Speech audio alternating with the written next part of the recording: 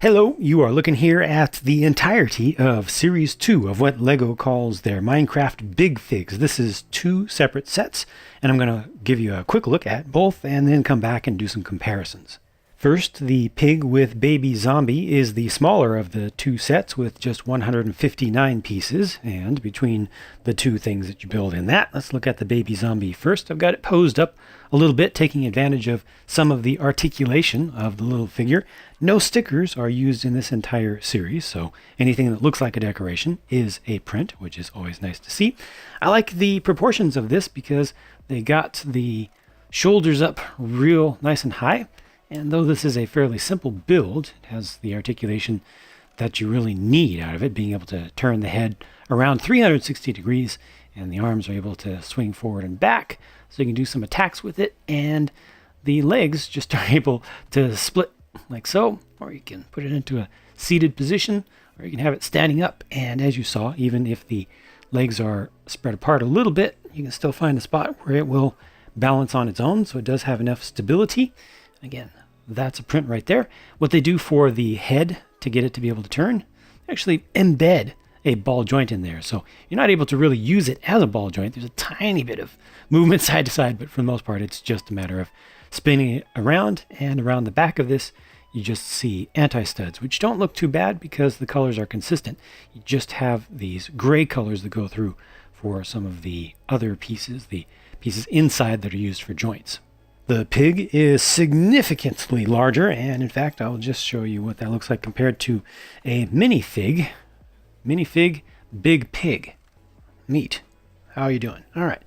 The build for this is pretty interesting with a ton of studs on the side construction with the large 2x4 bracket pieces used, for instance, to go sideways here for the head. You can also see a bunch of those used for the body. This is actually the base here, so technically the way you build this for the most part is from here, basically from the back forward, and then you attach pieces onto the sides, and they get some detail in there, some changes of color. Once again, prints, so two printed pieces there, one a 2x4, one a 1x2. And this one does have usable ball joints for all of its joints, where you can bring the legs forward and back. You can also splay them apart a bit like so. So you kind of angle down, look kind of weird like that. And there's a ball joint in the neck. So you're able to get the head to turn from side to side. It goes up and down a bit, up a lot more, down a lot more than it goes up, but that's not too bad. You can also twist it a bit, but you are a little bit limited right in there. So this side to side twisting right there has limitations. Those two hollow studs on top, of course, are to attach something else to the top of this. Now, I could put a minifig on there, a minifig on a pig, but if this will focus, there we go. The real intention here is to put, of course, the baby zombie on a pig. So those two will go together appropriately. Got a little piece of dust there, lint or something.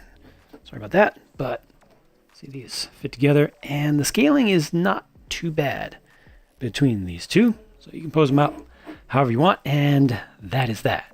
The Creeper and Ocelot set has 184 pieces, which gives it a much better value, at least on the surface, based on price to part ratio. The two sets cost the same. First, looking at the Ocelot this time around, it's a fairly simplistic build, especially with the legs. They are able to be posed forward, so you can have it in that sort of playful stance there. And you can also bring the rear leg pair, I guess, or grouping forward and back a bit to give it some movement. You can attach a fish underneath the head to try to make it look like it's carrying one.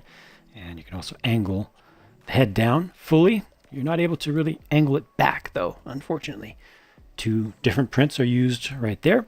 And the tail is able to move a fair amount, so you can get that straight. You can curl it forward as you want. This one does not have the ability to have anything riding on it here, but you do have this one hollow stud on top, so you can put maybe a parrot there, or whatever you want to put there. And that's just that. So this one's relatively simple, right? Got the anti-studs on the back there, studs on the side construction just to attach these tiles, and I like the ears on this one, but that's it for this. The Creeper takes the lion's share of the parts from this set, as opposed to the Ocelot's share, which is much, much smaller, right? So this one has 2 printed pieces used for the face there, and a lot of small parts used in basically just creating real physical detail with pieces that are not otherwise decorated. Now this one looks pretty good from most angles until you turn it around towards the back, and then you get all these undersides of big plates, and those don't look so good, so you lose the smoothness, which you don't really do to that degree as a percentage of the whole thing on the others. But this one does have pretty good articulation with the ability to rotate the head around. The brighter color that you see here is bright green, not regular green. So the contrast here that you're seeing is bright green versus regular green. They only use dark green down here on the little toes there, and you're able to move these legs a fair amount, and they are on ratcheted joints, and there are plenty of places where you can get those to stay and still be able to have this standing up, so no problems with poses. That might be a slightly awkward one there. Let me see if I can put it into a... No, that still works. There's still plenty of stability for this.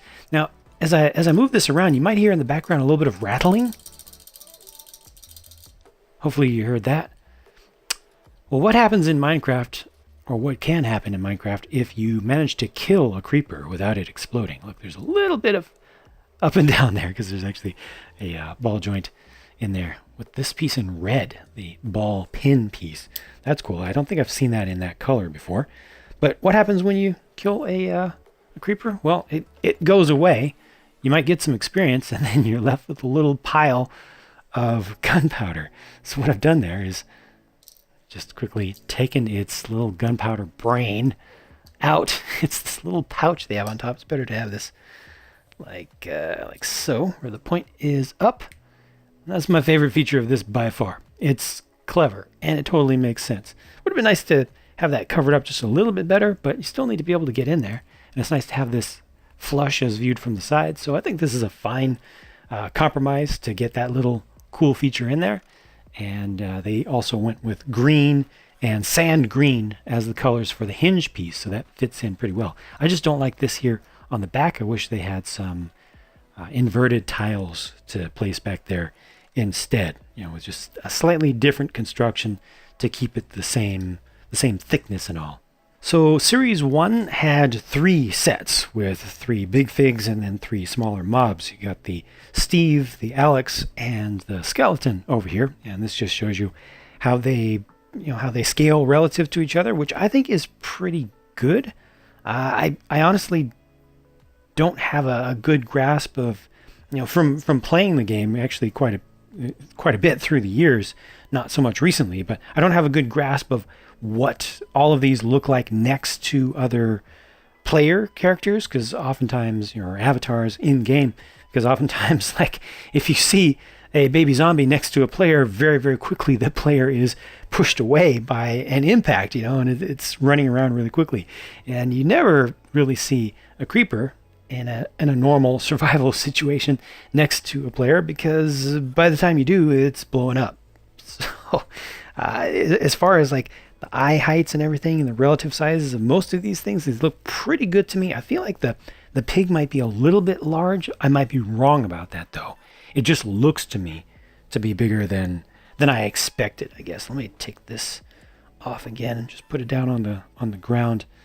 But just generally speaking, I think that these do scale pretty well. And get this just right next to Alex over here, just in a peaceful mode setting, so nothing to worry about there. Yeah, I think that's about right. I think that this is overall just shaping up to be a good series. I hope that they continue with it and come up with some other sizes of creations as well, because here you with most of them you get something big and then something small, something big and then something small. The closest that we've gotten so far in sizes is just right here. I'd like to see them come up with some that just have one single thing that you build. That'll be interesting to get even more variety involved here. But so far, this is looking pretty good to me. Finally, there's very little to see in the way of spares, and this covers both sets. In terms of value, like I said earlier, the Creeper set has a significant advantage in price to part ratio. As a matter of fact, it has the best price to part ratio of any of the 5 sets that they've done so far, while the Pig with Baby Zombie set is right close to the range of the others that they did previously. These are $15 US each as of the time of the release, and I haven't seen the original ones go down in price much, if at all, and certainly not frequently. They seem to hold their value on the shelves, so pretty much what you see for the suggested retail price is what you can expect to pay. And I think the price is okay, for collectibles or toys. I think that they're built nicely. I think that they're enjoyable to look at, to mess around with, to pose up. Interestingly, though, there is that big difference in part count between these two. I feel like the overall volume of stuff that you get when the sets are completed is very comparable between the two.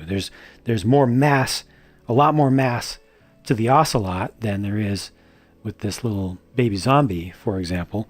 But then there's a heck of a lot more mass with the Pig than there is with the Creeper. Just in person, it just looks like you're getting a lot more over here between those two. So I think it really balances out pretty well, and either of these is a pretty decent value if you like what you see. I like what I see. I like having these on display, but let me know what you think if you can in the comments, if they are available as of the time of your viewing of this video. The new changes for YouTube will be disabling comments for many videos of mine in the future, and also subscription notifications. So if you want to be sure to stay on top of everything that I do, just check back on the channel on a regular basis. I upload very regularly, and I also keep people up to date on other forms of social media, and you've seen the names for those pop up. They're also in the video description down below, and I will show them in the end screen right now. Thank you very much for watching. I will talk to you again very soon.